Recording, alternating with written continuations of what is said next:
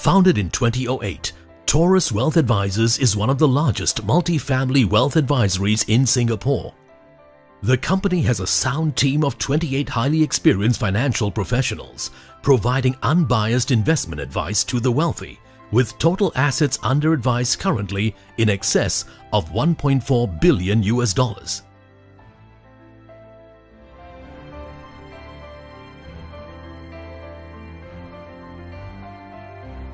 Been born and bred in India, come from a military background. My father was a general in the Indian Army when he retired.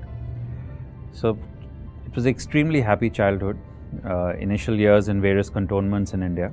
Two elder sisters who troubled me a lot when I was young, mothered me when I got older, and my parents, of course. Dad, being an army man, wanted me to get rough and tough, so he always felt I was spoiled. And so I ended up going to boarding. After that, after 5 years, I went and studied in Delhi in college also. I ended up studying economics in Sri Ram College of Commerce. I ended up going there because SRCC was a better known college and I didn't have the marks for commerce. So I went and studied economics over there. I did my MBA because that was a natural progression. You applied and you studied and you tried to get in.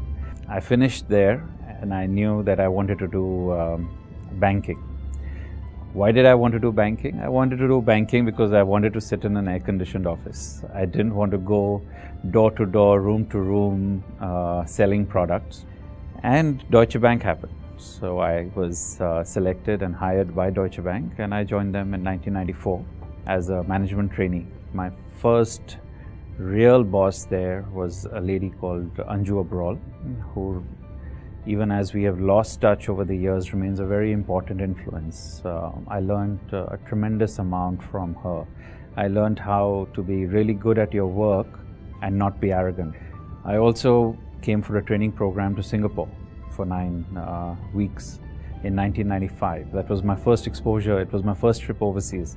It was a culture shock. I couldn't believe that you could have such an organized, such a green, such a good city where people were so focused about their lives. And at that point of time itself, I decided that I wanted to come to Singapore.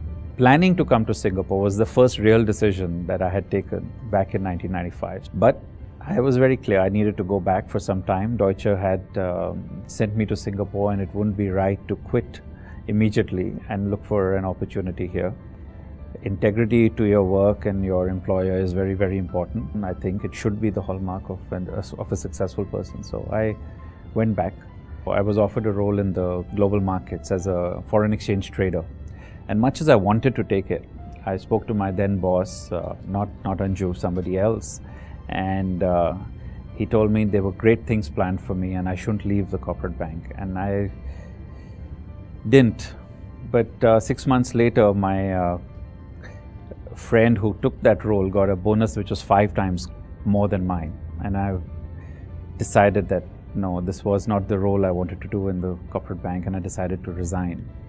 It also taught me a very big lesson that as a superior, as a boss, as a mentor, you must always look out for the interests of your subordinate, of your employees, because when that is aligned with the company, that's when the company does really well.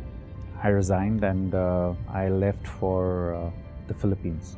Manila really shaped the rest of my career, because though I went to look after small-scale businesses as a lending officer, very soon I was made the head of the team.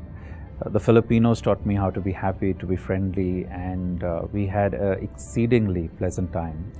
Professionally, I learned from my then boss, the gentleman who had hired me into HSBC, Paul Lawrence, how to take tough decisions. But the lesson from Paul was that if you see somebody who's good, give them the opportunity and help them develop that skill. Well, after 2.5 years in Manila, I realized that while professionally one was doing well, banking was still small. Philippines is, is a great place to live in. It's great to be an entrepreneur in. But as an expatriate banker, it was not the best place to build a career. And I wanted to move. So I had started managing wealth for some of my clients there. We'd built up a wealth management business, and on the basis of that, I applied for opportunities here. in Singapore. I was not a private banker, and therefore every headhunter that I spoke to didn't want to talk to me. And so one day I decided, all right, I'm going to do it myself. The best time to call a CEO of a bank and get to talk to him was 5:30 in the evening. At 5:30, the secretary is left for the day. The CEO never leaves at 5:30. And it automatically goes to him, and they all picked up the phone. And I told each and every one of them, I'm Mandeep Nalva, calling from Manila, and this call is for a potential job in your company. No one put their phone down. 5 days later, I came to Singapore. Meanwhile, I had also applied at Merrill Lynch, and I was called for various job interviews. I was fortunate enough to get 3 jobs in 1 week. It's a lesson that if you really want something really hard, you have to keep going for it. Merrill Lynch was a place that respected performers. It was a great work culture, not cutthroat as the media puts it, but it needed performers. However, as a banker, I realized, as a private banker, I realized that while one goes out to look after the interests of the client, you can't always be doing that. And simply because you are not only an advisor to the client, you are a counterparty to the client. You get paid when the client buys and sells something. And that conflict of interest used to bother me. And I kept thinking about how one can address it. And that's when the idea of setting up an advisory firm where we don't hold the client's assets. The clients keep their assets in the bank of their choice, but we only advise on the assets, came to my mind. I wanted to start it right then when I was in Merrill, but certain difficult situations in my personal life did not allow me to do so, and I was hired by a gentleman called Ajay Sondi into the Citi Private Bank.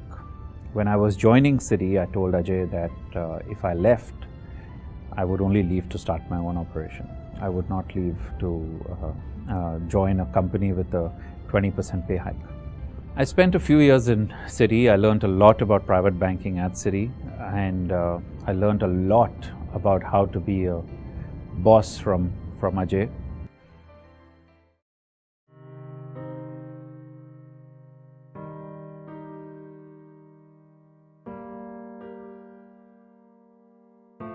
At that point of time, when I joined Citi, my father, my mother, and my sister were suffering from cancer. So I told Ajay that I would need to go back to India every week since I wanted to be there for them. And Ajay said, sure, just go and come as you please and don't come into my room to take permission. I really learned, how to take care of an employee from Ajay Sondi.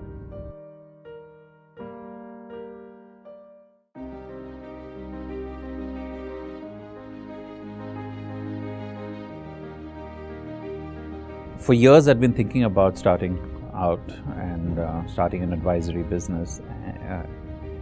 Back in 07, in 06 and 07, one could see the recklessness in the financial markets. The markets kept on going up, and there was not so much of juice. You could see that the subprime crisis will engulf, and some of the statements were fairly irresponsible coming in from senior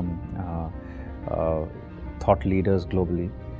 I felt that this whole party would end soon, and as an advisory business, it would be an opportune moment to start when things were tough rather than when things were rocking.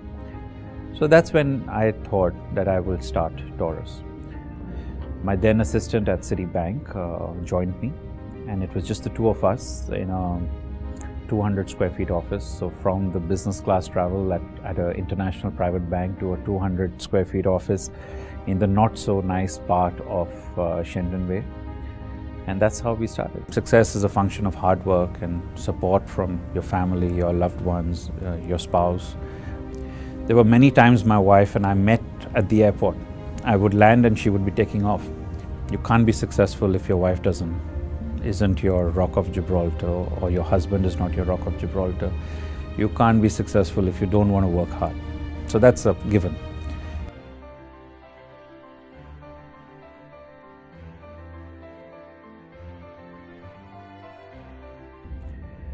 Our business has grown 40% in 2015, and we intend to maintain similar sort of growth rates going in the future. So we see Taurus as a multiple-sized institution from where it is today, a much larger team, maybe 60, 70, 100 people. A meaningful player in the financial advisory market in Asia. We are in the midst of setting up an office in the Middle East at this point of time, and from there on we will move to other markets. The idea is simple, The conflict of interest exists everywhere in life. If you can create a business model around removing that conflict of interest, you have a business that will be sustainable.